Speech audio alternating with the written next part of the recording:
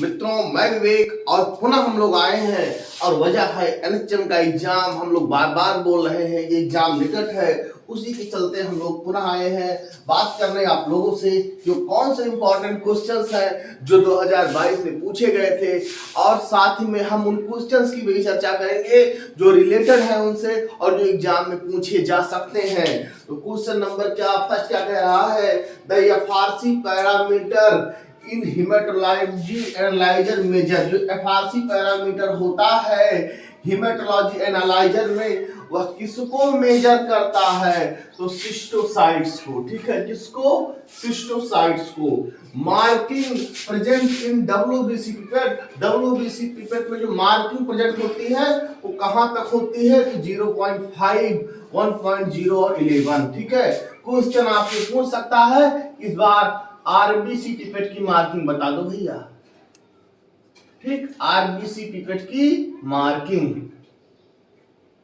ठीक, फिर अगला क्वेश्चन क्या है, which colour does the nucleus of neutrophil with Leishman stain appear. ठीक है, तो व्हिच डज कलर, न्यूक्लियस जो होता है न्यूट्रोफिल का वो लीस्मान स्टेन में कौन सा कलर देता है? तो उस कलर को हम लोग बोलते हैं डीप पर्पल। ठीक है, जब वो लीस्मान स्टेन से न्यूट्रोफिल आप लोग जान रहे हैं, इस बार पूछ सकता है कि which color does the lymphocytes of nucleus of lymphocyte which stain appear। ठीक है, क्या पूछेगा कि कौन सा कलर जो है लिम्फोसाइट में कौन सा कलर देगा, लिम्फोसाइट को किस कलर में चेंज कर देगा, और न्यूट्रोफिल को कौन सा कलर दे रहा है? Deep purple. कौन सा कलर भैया जी? Deep purple.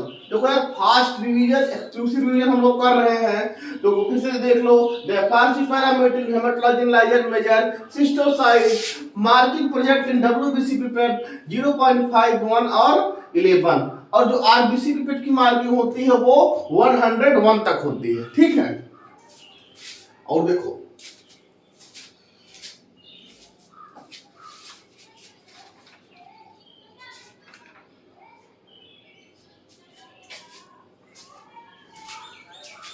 मैंने बताया कि which colour does the nucleus of neutrophil with Leishman stain appear. ठीक है, तो क्या होगा? Deep purple. यदि लिम्फोसाइट की बात आएगी तो कौन सा कलर देगा, ये बात पूछ सकता है। फिर क्वेश्चन कह रहा है the azurophilic granules of neutrophil is acquired at promyelocyte stage. ठीक, कौन सा होगा? At promyelocyte stage. The eosinophilic granules of neutrophil is acquired at promyelocyte stage। छोटे रक्त फैलाव के कितने क्षेत्र को पेपर टावल से पोंछकर प्रबंधित किया जा सकता है? तो 10 सेंटीमीटर तक। ठीक, छोटे रक्त फैलाव यानी कि स्मॉल ब्लड वेसल्स के कितने क्षेत्र को पेपर टावल से पोंछकर प्रबंधित किया जा सकता है? 10 सेंटीमीटर तक। अगला क्वेश्चन है the cell which prevent the clotting of blood inside the blood vessel by secreting heparin is basophil. ऐसी कौन सी सेल है जो प्रिवेंट द ब्लड क्लॉटिंग, जो ब्लड क्लॉटिंग को प्रिवेंट करती है inside the blood vessel, blood vessel के अंदर जो ब्लड के क्लॉटिंग को क्या करती है? रोकती है, प्रिवेंट करती है बाय सेक्रेटिंग हेपारिन इज, जो कि हेपेरिन के सेक्रीशन से। तो वो हेपेरिनाइज्ड सेल कौन सी होती है? बेसोफिल होती है। कौन सा होती है? बेसोफिल होती है।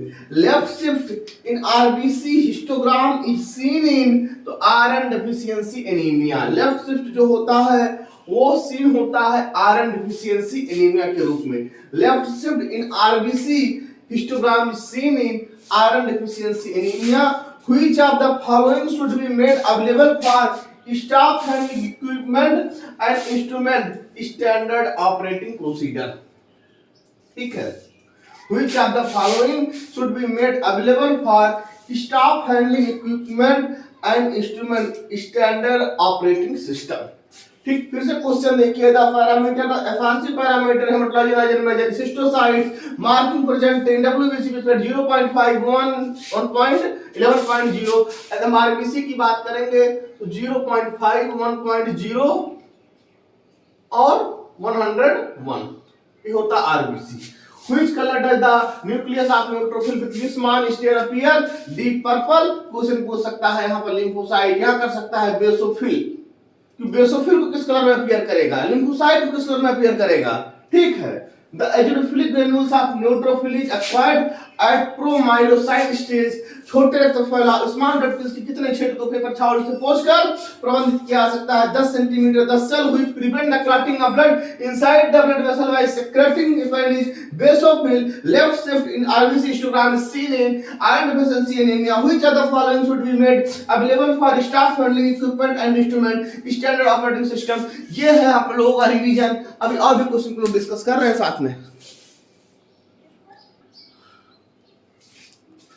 अगला क्वेश्चन है कि which of the following cell lacks a nucleus। lacks का मतलब होता है जिसके पास न्यूक्लियस ना हो, उसको कमी हो न्यूक्लियस की, तो होता है रेटिकुलोसाइट। ऑप्शन में था ये reticulocyte. which of the following cell lacks a nucleus तो रेटिकुलोसाइट। ठीक है, जो रेटिकुलोसाइट सेल होती है उसमें जो होता है क्या होता है, न्यूक्लियस नहीं होता। अगला क्वेश्चन था मेन फंक्शन ऑफ आईजीजी तो सेकेंडरी इम्यून रिस्पांस। ठीक है, सेकेंडरी इम्यून रिस्पांस। ठीक,